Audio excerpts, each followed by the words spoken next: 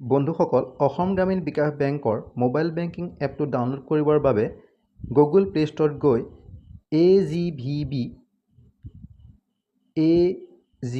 AGVB বুলি লিখি search কৰিব। AGVB M বেংকিং এই এপটো ইনষ্টল কৰিব।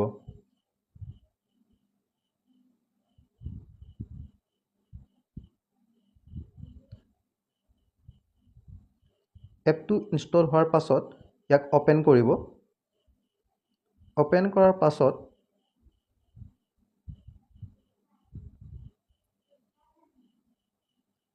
এপটো অপেন কৰাৰ পাছত টাৰ্মছ এণ্ড কণ্ডিশ্যন পঢ়ি আই এগ্ৰি ক্লিক কৰিব। ইয়াতে নিউ ইউজাৰ ক্লিক কৰাৰ পাছত দেখা পাব এণ্টাৰ ইয়ৰ একাউণ্ট আইডি। একাউণ্ট আইডিত আপোনাৰ পাৰ্চনেল ছেভিংছ একাউণ্টটো ইয়াতে এণ্টাৰ কৰিব।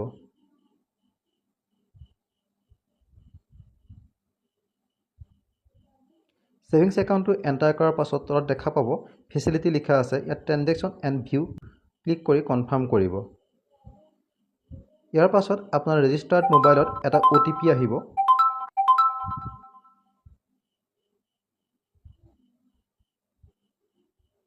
এণ্টাৰ ইয়ৰ OTPত আপোনাৰ ৰেজিষ্টাৰ্ড মোবাইলত যোৱা OTPটো এণ্টাৰ কৰিব।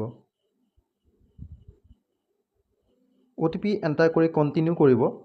ইয়াৰ পাছত দেখা পাইছে ওপৰত কাৰ্ড নাম্বাৰ, তলত একাউণ্ট আইডি। একাউণ্ট আইডিটো অট'মেটিক আহি যাব। তাৰ তলত XXX লিখা আছে। ইয়াত আপোনাৰ ডেবিট কাৰ্ডখনৰ ওপৰত ডাঙৰকৈ লিখা সংখ্যাখিনি এণ্টাৰ কৰিব। ডেবিট কাৰ্ডৰ সংখ্যাখিনি এণ্টাৰ কৰাৰ পাছত তলত দেখা পাইছে পিন লিখা আছে। ইয়াত আপোনাৰ ডেবিট কাৰ্ডখনৰ যিটো চিক্ৰেট কোড, এই চিক্ৰেট কোডটো ইয়াতে এণ্ট্ৰি কৰিব।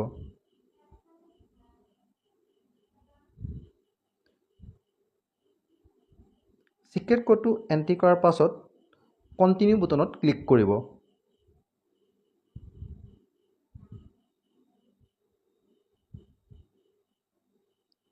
New login password, confirm new login password. ইয়াত লগইন পাছৱৰ্ডটো আপোনাৰ মনৰ পৰা যিকোনো এটা দিব পাৰে। মনত ৰাখিব লগইন পাছৱৰ্ডটো এটা এলফা নিউমেৰিক লগতে স্পেচিয়েল কেৰেক্টাৰ হ'ব লাগিব।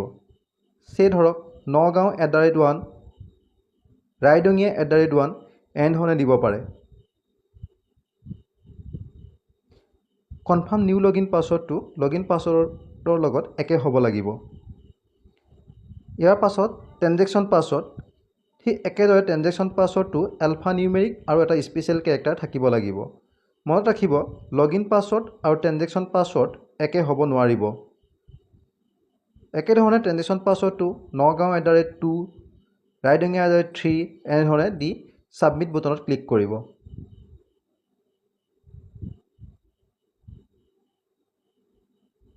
ইয়াতে আপোনাৰ ইউজাৰ আইডিটো ক্ৰিয়েট হৈ গৈছে। এইটো স্ক্ৰীনশ্বট মাৰি ৰাখিব নতুবা এণ্ট্ৰি কৰি ৰাখিব, নোট কৰি ৰাখিব।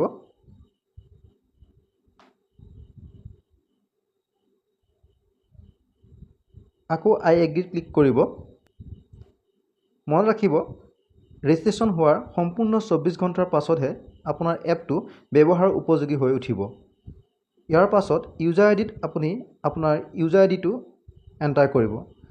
যিটো আপুনি স্ক্ৰীনশ্বট মাৰি ৰাখিছিলে সেই ইউজাৰ আইডিটো আপুনি ইয়াত এণ্টাৰ কৰাৰ পাছত তলত লগইন পাছৱৰ্ড দি কণ্টিনিউ কৰিব।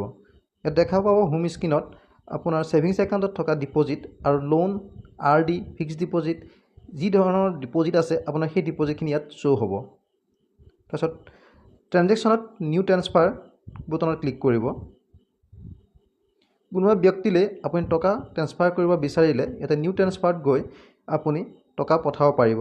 মনত ৰাখিব কোনো ব্যক্তিলৈ টকা পঠোৱাৰ আগতে তেখেতৰ একাউণ্ট নম্বৰটো ইয়াতে এড কৰি ল'ব লাগিব। এড নকৰাকৈ কোনো ব্যক্তিলৈ টকা পঠাব নোৱাৰিব।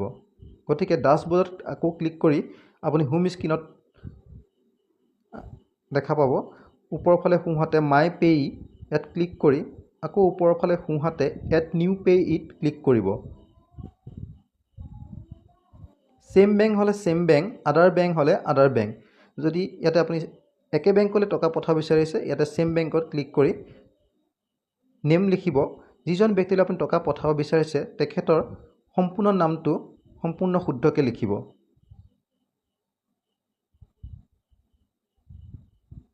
নামটো হোৱাৰ পিছত দেখা পাইছে নিক নেম।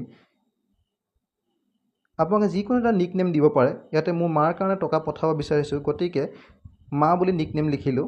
একাউণ্ট নম্বৰ জেগাত আপোনালোকৰ যিজন ব্যক্তিলৈ টকা পঠাব তেখেতৰ একাউণ্ট নম্বৰটো সম্পূৰ্ণ শুদ্ধকৈ লিখিব। কনফাৰ্ম একাউণ্ট নম্বৰটো সেই একেটা একাউণ্ট নম্বৰকে তলতো এণ্ট্ৰি কৰিব। একাউণ্ট নম্বৰটো লিখি হোৱাৰ পাছত এড পেই বুটনত ক্লিক কৰিব। এড পেই বুটনত ক্লিক কৰাৰ পাছত আপোনালোকে ট্ৰেনজেকশ্যন পাছৱৰ্ডটো দিব লাগিব। যিহেতু ৰেজিষ্ট্ৰেশ্যন কৰাৰ সময়ত আপোনালোকে ট্ৰেনজেকশ্যন পাছৱৰ্ড দিছিলে, সেই পাছৱৰ্ডটো আকৌ ইয়াত এণ্টাৰ কৰি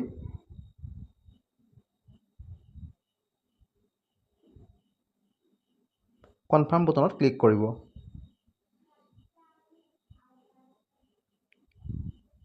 ইয়াতে যিজন ব্যক্তিয়ে টকা পঠাব বিচাৰিছিলে তেখেতৰ একাউণ্টটো ইয়াত ছাকচেছফুলি এড হৈ গৈছে।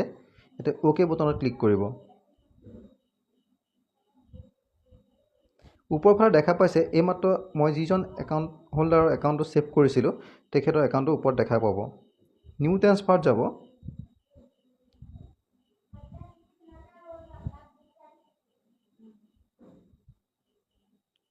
Make a transfer. ইয়াতে উইদিন বেংক, যিহেতু একেটা বেংকলৈ পইচা পঠাব গতিকে উইদিন বেংক লিখিব। ফৰ্মত যিটো একাউণ্ট নম্বৰৰ পৰা আপুনি টকা পঠাব বিচাৰিছে সেই একাউণ্ট নম্বৰটো ইয়াত এণ্টাৰ কৰিব। এইমাত্ৰ ছেভ কৰা একাউণ্ট নম্বৰটো ইয়াতে ওপৰত লিখা আছে মা, এইটো এণ্টাৰ কৰিব।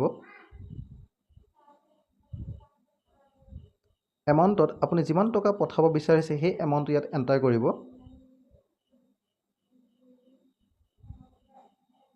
পে'মেণ্ট অপশ্যনত পে' লিখিব। ৰিমাৰ্কছত আপুনি যিকোনো এটা ৰিমাৰ্কছ লিখিব পাৰে। ইয়াৰ পাছত পে' বুটনত ক্লিক কৰিব। পে' বুটনত ক্লিক কৰাৰ পাছত ট্ৰেনজেকশ্যন পাছৱৰ্ড দিব লাগিব। ট্ৰেনজেকশ্যন পাছৱৰ্ড দি আপোনালোকে যিজন ব্যক্তিয়ে টকা পঠাব বিচাৰিছে তেখেতৰ একাউণ্টলৈ টকা ট্ৰেন্সফাৰ কৰিব পাৰিব। যিহেতু ইয়াত মই আপোনালোকক ভিডিঅ'টোত দেখাবহে বিচাৰিছোঁ, টকা পঠাব বিচৰা নাই, গতিকে মই কনফাৰ্ম বুটনত ক্লিক নকৰি ইয়াতে লগ আউট হৈ এই মেনুৰ পৰা ওলাই আহিব বিচাৰিছোঁ। বন্ধুসকল, ভিডিঅ'টো সম্পূৰ্ণ চোৱাৰ বাবে ধন্যবাদ।